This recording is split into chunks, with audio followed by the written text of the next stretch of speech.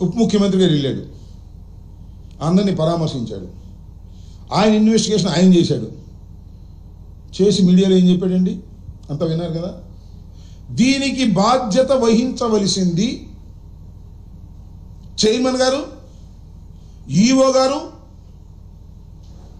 JEO గారు, ఈ ముగ్గురు వహించాలన్నారు. ఎవరైతే ట్రాన్స్ఫర్ కూడా కనీసం లేకోకుండా, చర్య కూడా ఏమీ తీసుకోకుండా వదిలేశారే నారా చంద్రబాబు నాయుడు గారు, ఈ ముగ్గురే దీనికి బాధ్యులు అని చాలా స్పష్టంగా ఆయన చెప్పాడు. రెండు వేరు సార్లు వెళ్ళినా ఆయన అభిప్రాయాన్ని ఆయన చెప్పాడు, ఈయన అభిప్రాయాన్ని ఈయన చెప్పాడు. వీళ్ళ మీద మాత్రం ఏమీ యాక్షన్ తీసుకోలేదు. ఏమిటి అన్యాయం అంటున్నా?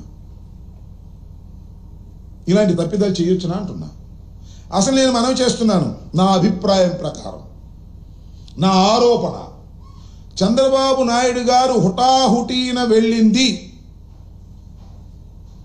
మృతుల కుటుంబాలని పరామర్శించడానికి కాదు, క్షతగాత్రులు లేదా అక్కడ ఆరోగ్యం దెబ్బతిన్న వారిని ఆసుపత్రుల్లో పరామర్శించడానికి కాదు, ఈ నలుగురిని రక్షించడానికి, ఈ నలుగురిని కాపాడుకోవడానికి, ఈ నలుగురిని రక్షించి వీరి మీద ఏగ కూడా వాలకోకుండా ఉండేందుకు కావాల్సిన చర్యలు తీసుకోవడానికి హుటాహుటిని వెళ్ళారు. ఎందుకు రక్షించాలి అంటే this the team, Chandrababu Naidu గారితో కలిసి పనిచేస్తున్నటువంటి క్రైమ్ మ్యానుఫ్యాక్చరింగ్ టీం.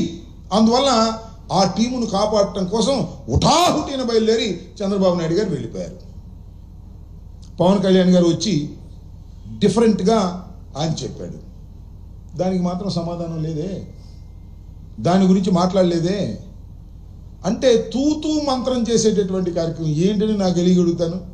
ఆ గోశాల ఇన్ఛార్జా ఆయన్ని నువ్వు సస్పెండ్ చేస్తావా?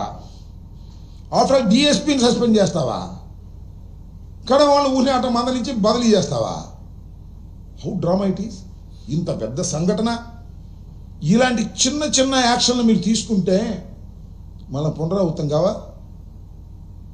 తిరుమల తిరుపతి దేవస్థానానికి సంబంధించి పునరావృతం అయితే ఇంకా మన దేశ ప్రతిష్ట, ఆంధ్ర రాష్ట్ర ప్రతిష్ట నిలబడుతుందా అని అడుగుతా ఉన్నా. ఇప్పటికే మీరు వచ్చిన దగ్గర నుంచి తిరుపతి ప్రతిష్టను దెబ్బతీసేందుకు అనేకమైన అసత్యమైన ఆరోపణలు చేస్తూ వచ్చారో మేము సుప్రీంకోర్టు దాకా వెళ్లాల్సిన పరిస్థితి ఏర్పడింది. లడ్డూలో కొవ్వు కలిసిందని ప్రచారం చేశారు. ఆ కొవ్వు కలిసిన లడ్డూలే రామమందిర నిర్మాణానికి కూడా వెళ్ళాయని చెప్పి ప్రచారం చేశారు. ఒక మనిషి మీద కక్ష ఉండొచ్చు అండి, తప్పులేదు. జగన్మోహన్ రెడ్డి గారి మీద మీకు కక్ష ఉండొచ్చు, ఈర్ష్య ఉండొచ్చు, ద్వేషం ఉండొచ్చు, మళ్ళా తిరిగి వస్తాడేమో అధికారంలో కానీ భయం ఉండొచ్చు. కానీ దైవాన్ని అడ్డం పెట్టుకొని ఈ రకమైనటువంటి అరాచకమైనటువంటి పనులు చేయటం ధర్మం కాదు. ఇప్పటికైనా నేను మనవి చేస్తున్నా, నారా చంద్రబాబు నాయుడు గారు, బాధ్యులైన వ్యక్తుల మీద మీరు తక్షణమే చర్య తీసుకోకపోయినట్లయితే ఇది చాలా ప్రమాదకరమైన దశకు పోతుంది. ఇది సహించరానటువంటి అంశం, భక్తులు కూడా సహించరానటువంటి అంశం అని కూడా ఈ సందర్భంగా నేను మనవి చేస్తున్నా. అఫ్ కోర్స్ మీరు చెప్పినట్టుగా అన్నీ చేయొచ్చు. ఆ బిఆర్ నాయుడు గారు మీరేం చెప్తే అది టీవీలో ప్రసారాలు చేసి ఉండొచ్చు. ఆయన మీరు అధికారంలోకి రావడం కోసం ఆయన కూడా ఏదో ఉడతాబత్తిగా సహాయం చేశాడని ఉండొచ్చు. కానీ ఇలాంటి పవిత్రమైన దేవాలయం దగ్గర జరుగుతున్నటువంటి ఘోరాలలో ఆయన కూడా పాపాత్ముడైనప్పుడు ఆయన్ని క్షమించి వదిలేటువంటి ఆ పాపాన్ని మీరు కూడా మూటగట్టుకున్న వారు అవుతారనే విషయాన్ని దయచేసి గుర్తుపెట్టుకోవాలని కూడా ఈ సందర్భంగా నేను మనవి చేస్తున్నా. ఇప్పటికైనా చంద్రబాబు నాయుడు గారు ఇలాంటి, సరే చంద్రబాబు నాయుడు గారు రాజకీయంగా ఎన్ని చేసినా